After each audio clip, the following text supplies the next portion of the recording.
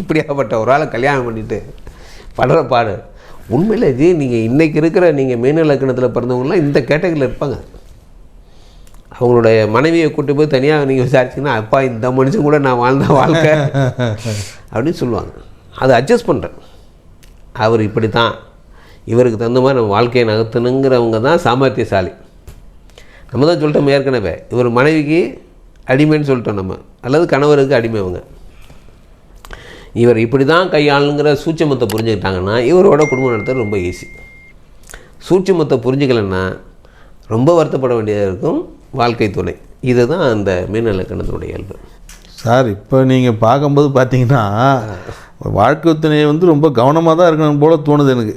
ரொம்ப கொஞ்சம் சிரமமாக தான் இருக்குது. ஏன்னா அவங்க அந்த ஸ்தானத்துலேயே இருக்காங்க, கொஞ்சம் அட்ஜஸ்ட் பண்ணி தான் போனோன்னு சொல்கிறாங்க. எத்தனை பேர் அட்ஜஸ்ட் பண்ணிவிடுவாங்க? இல்லை, பண்ண மாட்டாங்க. கொஞ்சம் கஷ்டம் தான். இல்லை, இப்போ எனக்கு என்ன கேள்வின்னா, இப்போது இந்த சுமூகமாக போனோம்னா இந்த மீன லக்னக்காரங்க எந்த லக்னத்தோடு இணைஞ்சோம்னா மேரேஜ் பண்ணால் பெட்டராக இருக்கும்? அதுக்கு ஒரு 3 லக்னங்கள் சொல்கிறாச்சு. பெட்டருங்கிறது வந்து கன்னி லக்னம் ஒன்று, அதுதான் முதன்மையான வச்சுங்க. அதற்கு அடுத்ததாக ரிஷப லக்னம், 3வதாக உங்களுக்கு மகர லக்னம். இந்த 3 லக்னத்தையும் தேர்ந்தெடுத்தாங்கன்னா இவங்களுக்கு கட்டுப்பட்ட நபராக இருப்பாங்க. ஆனால் அவங்க பாட்டில் செயல்படுவாங்க. நீங்கள் நல்லா கவனிக்கலாம். இவரை பற்றி நல்லா தெரிஞ்சுக்குவாங்க. தெரிஞ்சுக்கிட்டு அந்த 3 பேரும் செயல்பாடு அட்ஜஸ்ட் பண்ணிக்குவாங்க. பிரச்சனைகள் வர்றதுக்கு வாய்ப்பு கம்மி. ஆனால் இவங்களுக்கு பெரும்பாலும் திருமணம் எப்படி நடக்குன்னு கேட்டிங்கன்னா, உறவு முறையில் பெரும்பாலும் நடக்கும். அத்தை பொண்ணு, மாமா பொண்ணு, இந்த மாதிரியான உறவு முறையில் பெரும்பாலும் நடக்கும். திருமணம் நடக்கிற வரைக்கும் பார்த்திங்கன்னா அந்த பொண்ணுக்கு இவரை பிடிக்காது, இவருக்கு பொண்ணு பிடிக்காது. வித்தியாசமாக இருக்கும். என்ன காரணம் கேட்டிங்கன்னா, இப்போ காதல்னு ஒரு விரும்பி கல்யாணம் பண்ணுறவன்னு ஒன்று இருக்கு இல்லைங்களா? அதில் இவங்க காதலிப்பாங்கன்னா காதலிக்கிற மாதிரிலாம் இருக்க மாட்டாங்க. ஆள் எப்படி இருப்பாங்கன்னா, முறைச்சிக்கிட்டு இருக்க மாதிரி, ஒரு கர்வம் முடிச்ச ஆள் மாதிரி அங்கே சொந்த பந்தக்கிட்ட இவங்களுடைய தோற்றம் இருக்கும். அப்போ அந்த பொண்ணுக்கு பார்த்தோன்னா இவன் ரொம்ப மோசமான ஆள் போல் இருக்கு அப்படிங்கிற மாதிரியான பெண்கள் மத்தியில் ஒரு தோற்றத்தை கொடுத்துருவாங்க. கருப்புறன்னு ஒரு அந்த ஆளை நான் கட்டிக்க மாட்டேன் அப்படிங்கிற மாதிரி அந்த பொண்ணு இருக்கும். அதெல்லாம் ஒரு ஆளா அப்படிங்கிற மாதிரி இவங்க இருப்பாங்க.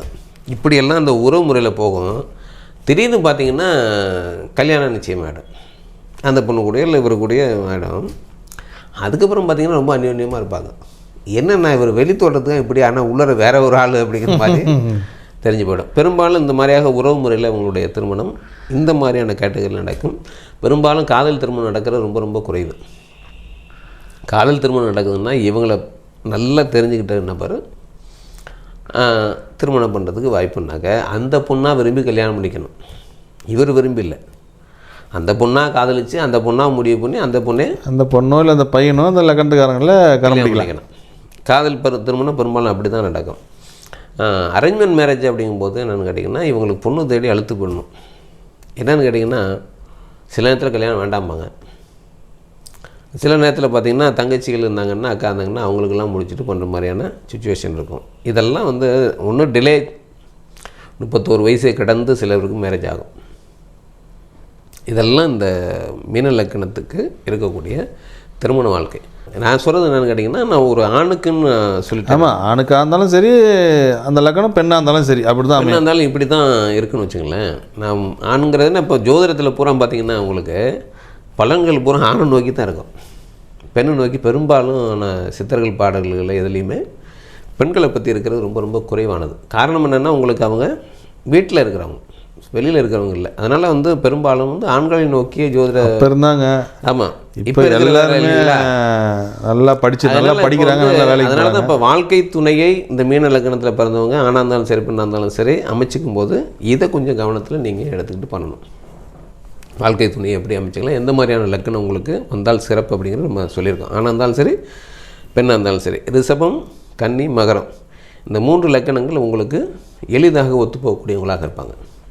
இது இல்லாத வேறு லக்கணம் அப்படின்னு பார்த்திங்கன்னா, இப்போ கடக லக்கணம்னா கடக லக்கணத்துக்கு நீங்கள் கட்டுப்பட்ட நபராக மாறிடுவீங்க. சிம்ம லக்கணத்துக்கு அதே மாதிரி தான். சிம்ம லக்கணம் வந்து நேரடியான பகை மாதிரி இருக்கும். நீங்கள் என்ன கருத்து சொல்கிறீங்களோ அதே கருத்தை அவங்களும் சொல்லுவாங்க. அப்படி சொல்லும்போது என்னென்னு கேட்டிங்கன்னா, பல நேரங்களில் உங்களுக்கு சண்டை சச்சரவுகள் இருந்தாலும் பிரிவு ஏற்படாது.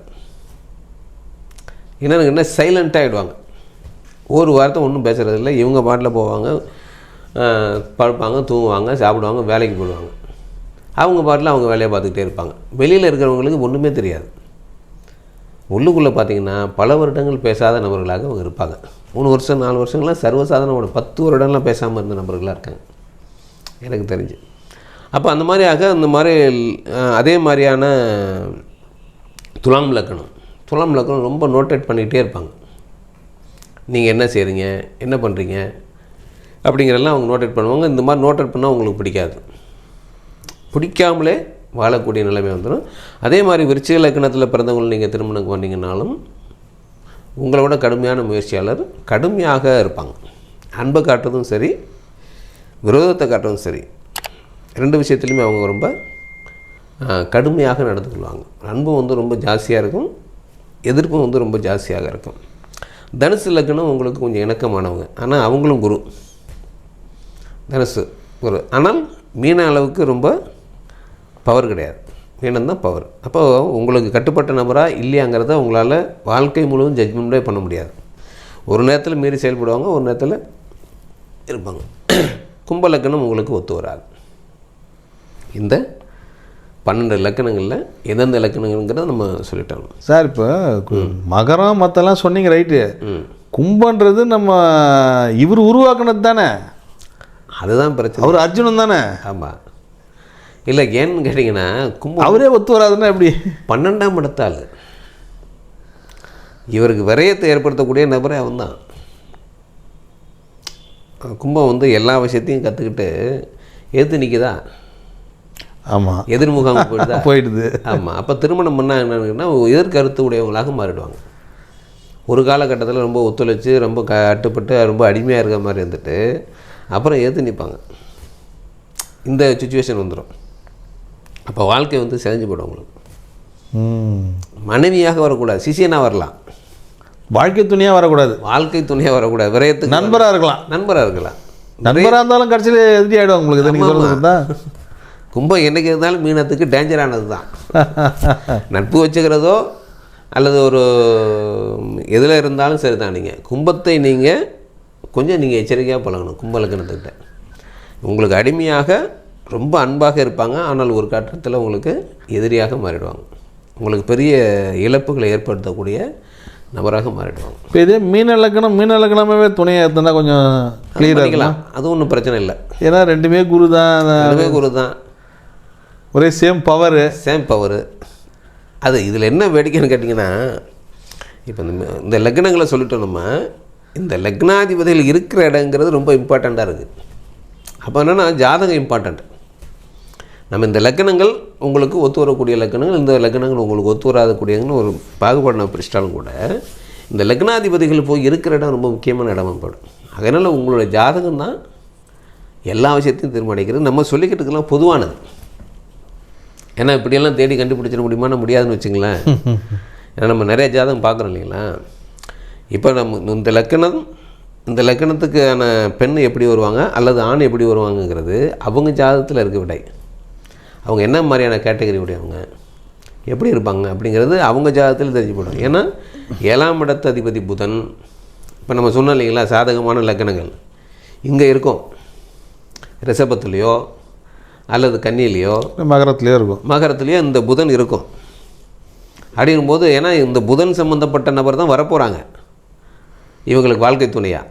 இந்த புதன் எங்கே இருக்காருங்கிறத நான் சொல்கிறேன். இந்த லக்கணங்களில் இந்த புதனும் எங்கேயாவது 3 இடத்துல இருக்கும். அப்போ இந்த புதன் சிம்மத்தில் இருக்குன்னு வச்சுங்க, பகையாளி ஆகிடுவாங்க, நேரடியான எதிரியாக மாறிடுவாங்க. கடகத்தில் இருந்தால் கொஞ்சம் இணக்கம், மிதுனத்தில் இருந்தால் கொஞ்சம் இணக்கம், விருச்சிகத்தில் இருந்தால் கொஞ்சம் போராட்டம், கும்பத்தில் இருந்தால் விரயம். அப்போ 7ஆம் இடத்தால் இன்னொரு திருமணத்துக்கான காரணமாக மாறிடும். அப்படிங்கும்போது உங்களுடைய ஜாதகம் ரொம்ப ரொம்ப இம்பார்ட்டண்ட். ஏன்னா நம்ம பொதுவாக எவ்வளவு பேசினாலும் நீங்கள் அங்கே உங்களுடைய ஜாதகம் தான் எல்லா விஷயத்தையும் தீர்மானிக்குமே தவிர இது பொது. அது இதில் நம்ம என்ன சொல்லணும்னா உங்களுடைய குணங்கள் எப்படி இருக்கும், உங்களுக்கு வரக்கூடிய வாழ்க்கை துணை இந்த கேட்டகரியில் இருக்கிறவங்க அவங்க எங்கெங்கெல்லாம் மாற்றம் அடைவாங்க அப்படிங்கிறதுலாம் உங்களுடைய ஜாதகத்தின் அடிப்படையில் தான் அமையும். ஒருத்தர் கூட தப்பிக்க முடியாது. நீங்கள் பார்த்து திருமணம் பண்ணாலும் சரி, காதல் திருமணம் பண்ணிக்கிட்டாலும் சரி, அல்லது எப்படி நீங்கள் திருமணம் நடந்தாலும் சரி, ஜாதகம் பார்த்து பண்ணாலும் சரி, பார்க்காம பண்ணாலும் சரி, உங்களுக்கு இன்னாருக்கு இன்னாருன்னு எழுதி வச்சான் தேவரனுங்கிற மாதிரி அப்படியாப்பட்ட பெண் தான் வருவாங்க. அது உங்களுடைய ஜாதகத்தில் விட இருக்குது. அப்போ நீங்கள் எப்படி நீங்கள் பார்த்து திருமணம் பண்ணாலும் இன்னாருக்கு இன்னார் தாங்கிறத உங்களோட ஜாதகமே தீர்மானிச்சிடும். இது ஒன்று. இன்னொரு விஷயம் நீங்கள் எடுத்துக்கிட்டிங்கன்னா, ஜோதிடத்தில் யோக ஜாதகங்கள் அவயோக ஜாதகங்கள்னு ஒரு வச்சுருக்காங்க திருமண விஷயத்துக்கு. அதில் என்ன ரொம்ப முக்கியமாக பார்க்கணும் கேட்டிங்கன்னா, ஒரு ஆணுடைய ஜாதகம் இந்த மாதிரியான அவயோகங்களுடையதாக இருந்தால் இப்படி எப்படியெல்லாம் நடக்குன்னு வச்சுருக்காங்க. நம்ம இன்றைக்கி அதெல்லாம் எடுத்து நம்ம அப்ளை பண்ணோம்னாக்க பெரும்பாலான நபர்களுக்கு இன்றைக்கி திருமணம் நடக்கிறதே கஷ்டம். அதெல்லாம் நம்மளால் சொல்ல முடியல. என்னென்னு கேட்டிங்கன்னா, இன்றைக்கி வரன் கிடைக்கிறதே பெரிய விஷயமா இருக்குது. இன்றைக்கி இருக்கிற சூழ்நிலை ஆண்கள் நிறைய திருமணமாகாமல் இருக்காங்க, பெண்கள் நிறைய திருமணமாகாமல் இருக்காங்கல்ல. தேவைகளும் விருப்பங்களும் அதிகமாகி போச்சு. இப்போ நீங்கள் இந்த பெண்ணுடைய ஜாதகம் அவயோக ஜாதகம் இல்லை இந்த ஆணுடைய ஜாதகம் அவயோக ஜாதகங்கிறத தெரிவிக்க முடியாத அளவுக்கு நம்மளுடைய சுச்சுவேஷன் இருக்குது. ஏன்னா நடக்காது. அதெல்லாம் சொல்லணும்னு வச்சுங்க. இப்போது இன்றைக்கி உங்கள்கிட்ட ஒரு பெரிய வசதி இருக்குது அப்படின்னு நீங்கள் ஒரு பெண்ணை நீங்கள் தேடுறீங்கன்னா, உங்களுடைய ஜாதகம் அவயோக ஜாதகமாக இருந்தால் உங்களுக்கு நீங்கள் எப்படி பண்ணிங்கனாலும் அது அவயோகமாக தான் முடியும். அப்போ நீங்கள் நம்ம இந்த பெற்றோர்கள்ட்ட சொல்ல முடியல, பையனுடைய ஜாதகம் இப்படி இருக்குங்க, இதற்கு தகுந்த மாதிரியாக பெண்ணை பாருங்கள்னு சொல்ல முடியல. சொன்னாலும் கேட்க மாட்டேங்கிறாங்க, நம்மளை விட்டுருவாங்க, அடுத்த ஜோதிடர் போவாங்க. பலன் அங்கே நடக்குது, அதான் நடக்கும். அப்போ இது அனுபவ ரீதியாக தான் அவங்களால புரிஞ்சிக்க முடியும், தவிர அனுபவம்லாம் புரிஞ்சிக்க முடியாது. நிறைய இருக்குது. என்ன இருந்தாலும் ஒரு பெற்றோர்னு இருக்கும்போது அந்த ஒரு சங்கடங்கள் இருக்க தான் செய்யும். இப்போ ஜோதிடர்கள்லாம் எல்லா ஜோதிடர்களுக்கும் அதுக்காக நீங்கள் பெற்றோருக்கு சாதகமாக பேச முடியாது. இல்லை என்ன இருக்கோ அதானே சொல்ல முடியும். அது வேறு இருக்குது. நம்ம கஷ்டமாக தான் இருக்கும் சொல்கிறதுக்கு. சில ஜாதகங்கள் நமக்கு பார்க்கும்போது ரொம்ப சந்தோஷமாக இருக்கும். ஏன்னா யோகமான ஜாதகமாக இருக்கும். இவங்களுக்கு இப்படியாப்பட்ட பெண் வரும் அப்படிங்கிறதெல்லாம், இல்லை இப்படியாப்பட்ட ஆண் வருங்கிறதெல்லாம் நம்ம ஈஸியாக சொல்லிடலாம். சில யோக ஜாதகங்கள் வரும்போது நமக்கு தர்ம சங்கடமாக இருக்குது, இதுக்கு எப்படி நம்ம பலன் சொல்கிறது அப்படின்னு சில விஷயங்களில் தெரிவிக்காமல் தான் இருக்க வேண்டியதாக இருக்குது. சங்கடங்களை தவிர்க்கிறதுக்காக பண்ண வேண்டியதாக இருக்குது. அனுபவப்படும்போது அவங்க புரிஞ்சுக்குவாங்க அப்படிங்கிற மாதிரி போக வேண்டிய கட்டாயம் நமக்கு இருக்குது. அதான் ஒரு மீன லக்கணம் மட்டும் இல்லை, மற்ற எல்லா லக்கணமும் நீங்கள் அதை நீங்கள் யோசித்து பண்ணுங்கள். உங்களுடைய ஜாதகம் என்ன கெப்பாசிட்டியில் இருக்குது, அதற்கு தகுந்த பெண்ணை எப்படி பார்க்குறதுன்னு நீங்கள் பாருங்கள். ஏன்னா திருமணன்றது ஒரு வாழ்க்கையில் முக்கியமான ஒரு திருப்பம், முக்கியமான விஷயம். அதில் நம்ம அடி எடுத்து வைக்கும்போது கொஞ்சம் கவனமாக வச்சா எல்லா லக்கணக்காரங்களுக்கும் அது பொதுவாக எல்லா லக்கணக்காரங்களுக்குமே அது. அதாவது உங்களுடைய ஜாதகத்தினுடைய கெப்பாசிட்டி என்ன, உங்களுக்கு எப்படிப்பட்ட மனைவி வரும் அப்படிங்கிற முதல்ல தெரிஞ்சுங்க. அதற்கு தகுந்த மாதிரி பெண்ணை பாருங்கள். உங்களுக்கு ஏழையான பெண் தான் வரும், வசதி வாய்ப்புகள் இல்லாத பெண் தான் வரும், அல்லது வசதி வாய்ப்புகள் இல்லாத ஆண் தான் வருவாங்க, இந்த கேட்டகரியில் தான் உங்களுக்கு மாப்பிள்ளை அமையும்னா அந்த மாதிரி தேர்ந்தெடுங்க. இப்போ பெரும்பாலும் இப்போ டாக்டருக்கு மாப்பிள்ளையாக இருக்கார், பொண்ணு டாக்டராக தான் வேணும் அப்படின்னு தேடிக்கிட்டே இருக்காங்க சில பேர். என்னுடைய இப்போ மாதக்கணக்கில் சில பேர் திரும்ப திரும்ப திரும்ப பொருத்தம் வந்துக்கிட்டே இருக்குது. நான் சில பேர்த்துக்கு ஆரம்பத்தில் சொல்லிட்டேன், டாக்டர் மாப்பிள்ளை அமையாது, அல்ல டாக்டர் பெண் உங்களுக்கு அமையாதுங்கிறத நான் சொல்லிடுறேன். ஆனால் அவங்க தேடிக்கிட்டே இருக்காங்க. நாட்கள் கடந்துக்கிட்டே இருக்கும். கல்யாண காலம் கடந்துருச்சுன்னா அப்புறம் அதுவும் தடையாகும்.